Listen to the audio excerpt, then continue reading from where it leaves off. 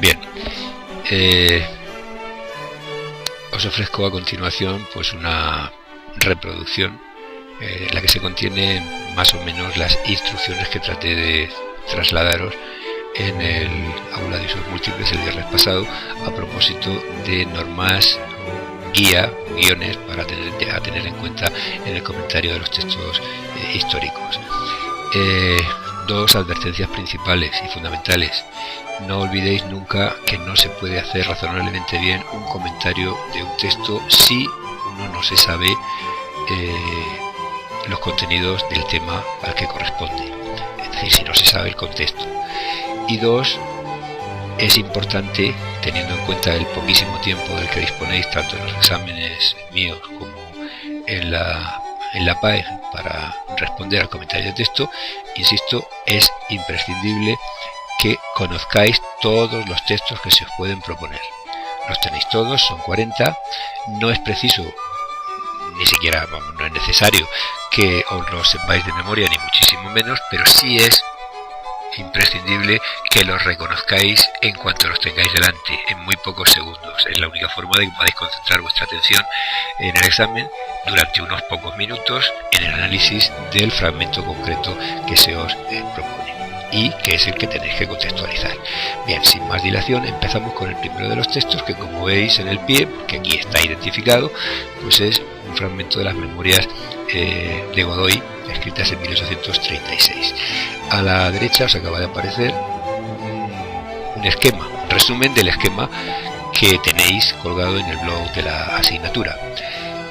Con él lo que pretendo es ofreceros una relación de los tipos de texto y de la forma en la que hay que identificar la naturaleza, el carácter, el contenido, el autor y los destinatarios, y luego dentro de este repertorio, dentro de este inventario, por así llamarlo, pues en letra mayúscula, negrita y subrayada, pues he puesto lo que corresponde, en mi opinión, al texto que se os propone.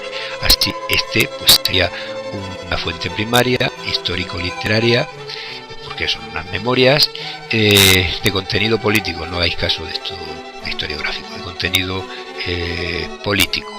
El autor pues es Manuel Godoy, el carácter del texto es público, escribe sobre los inicios del reinado de Carlos IV y va dirigido al público interesado en la historia con la intención de justificar su propia actuación y de dar su versión de los acontecimientos. Ahí tenéis un poco el resumen de esto que os acabo de decir, que es lo que podéis escribir en lo referente a la clasificación.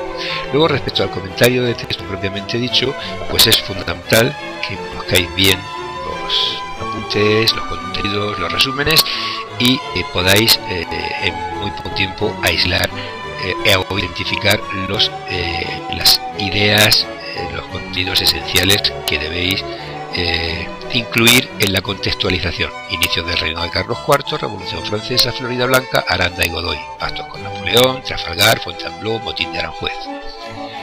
Bien, aquí yo he propuesto un comentario dividido en dos partes. Una primera en la que se analiza con un poquito más de detalle, muy poco más, lo que dice Godoy en este texto. Se aclara un par de puntos, por ejemplo, a quién se refiere, a qué ministro se refiere cuando habla del pusilánime y del temerario, pues de Florida Blanca, viejo y resoluto, o el temerario de Aranda.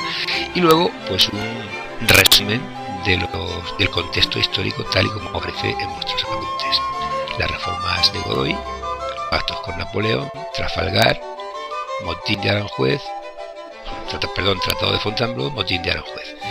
Fijaos, solo si tenéis más tiempo o si no conocéis bien esta primera parte y necesitáis extenderos un poquito más para que el texto no quede cojo, pues podríais seguir hablando de las santificaciones de Bayona y del inicio de la Guerra de la Independencia, pero no es este el contexto del fragmento que tenemos delante, es este otro que tenemos aquí puesto. Cuanto a la idea principal, pues ahí está, la podéis detener, digo la reproducción, si queréis leerlo con más detalle. Una vez dicho esto, pues nos vamos al segundo, que como veis es un fragmento del fragmento que tenéis en los apuntes del artículo de José Ortega y Gasset, publicado en el Diario del Sol el 15 de noviembre de 1930.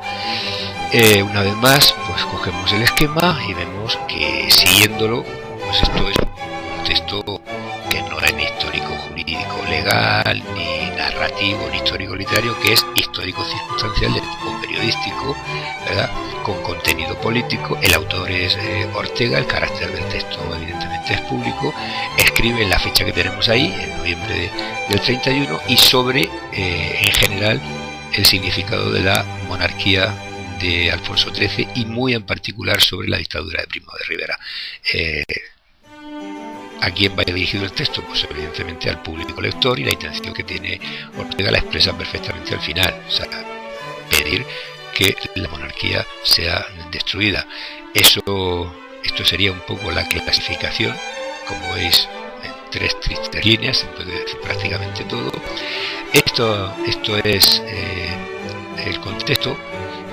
Si os habéis dado cuenta antes, pues hemos mencionado en los acontecimientos históricos, pues todo esto que aparece aquí en negrita, estos hechos que aparecen en negrita: la dictadura de Primo de Rivera, la dicta blanda, el agrupamiento de la oposición nacionalista, el pacto de San Sebastián, el mitin de las ventas, el comité revolucionario, la publicación del artículo de Ortega. Fijaos que aquí pues nos extendemos un poquito más, porque hacemos un pequeñísimo análisis aclaratorio de este fragmento que tenemos propuesto para comentar.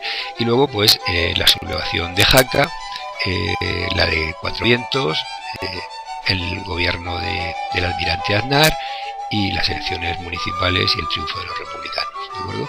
Idea principal: bueno, pues dice Ortega que actitud de la monarquía, etcétera, etcétera, la monarquía debe ser destruida, ¿de acuerdo? Bien. Y el tercero de los textos es este que os aparece aquí identificado, y que si no lo fuera, pues tal vez me decís pues que os hubiera resultado difícil de identificar, porque habla de anticlericalismo. Bueno, habla de anticlericalismo, pero ningún anticlericalismo del siglo XIX, principios del siglo XX, ni la Constitución del 37, ni el 69 con su libertad de cultos, ni la ley del candado son a estatus social de la Iglesia Católica comparables a lo que significa esto. Además, a lo que significan las leyes sobre asuntos religiosos de la Constitución de 1931. Además, el texto empieza hablando de los principios y preceptos constitucionales en materia constitucional. No solo no responden, etcétera, etcétera, etcétera, sino que está hablando de una Constitución. Bueno, siguiendo el esquema, diríamos que este es un hecho histórico circunstancial, de contenido político, de contenido filosófico, que trata asuntos religiosos. El autor, o los autores en este caso del texto, son contigüos, son los obispos, porque esta carta pastoral no es solo de Tarragona, esta fue publicada en todas las diócesis. Esto no lo dice el texto, pero lo sabemos. Por supuesto, el carácter del texto es público, se escribe en la fecha que dice ahí, finales del 31, principios del 32, cuando se leen las iglesias. Las fechas sobre las que se escribe, bueno, pues se escribe sobre 1931 y sobre el proceso constituyente. ¿Va dirigido a quién? Pues a todo el público en general, en especial a los católicos, pero también a los autores de la Constitución, es decir, a los rectores del Estado en ese momento. ¿Qué intención mueve al episcopado al escribir esta carta pastoral? Pues hombre, preservar el estatus y los privilegios de la Iglesia. Ahí arriba viene un poco un resumen de lo que os acabo de decir. Insisto, podéis, si queréis, detener aquí la reproducción y verlo con un poquito más de detenimiento. El comentario pues hace referencia a estos hechos principales que están aquí puestos en el guión. Una vez que veis el texto y que sabéis lo que es, pues debéis recordar de qué hay que hablar aquí. Pues del problema religioso en la Segunda República, del laicismo republicano, de los artículos 26 y 27 de la Constitución, de la crisis que provoca en el gobierno la aprobación de sus artículos, con Maura y Alcalá Zamora marchándose del gobierno y la Rus aprovechando para irse a la oposición, y de la implicación constitucional en la Compañía de Jesús, que ha de ser disuelta según lo que dice la Constitución, y luego más adelante por la ley de congregaciones hay que hacer una mención también de los radicalismos anticlericales, de la oposición frontal de la jerarquía eclesiástica y bueno, poco más, ¿verdad? Esto es lo que viene aquí, ¿verdad? Y la idea principal pues es una síntesis de la idea que defiende aquí la Iglesia o los representantes de la Iglesia, los obispos, en este texto. Y de momento y en principio pues no hay mucho más que decir, solo deciros que mi intención más adelante, ya os digo, pues hacer una presentación similar a esta, pero referida a las constituciones, que a mi juicio son de lo más facilito de identificar y de comentar, pero a vosotros parece que eso se atragantan un poquito más. Pues nada más, espero que os haya servido.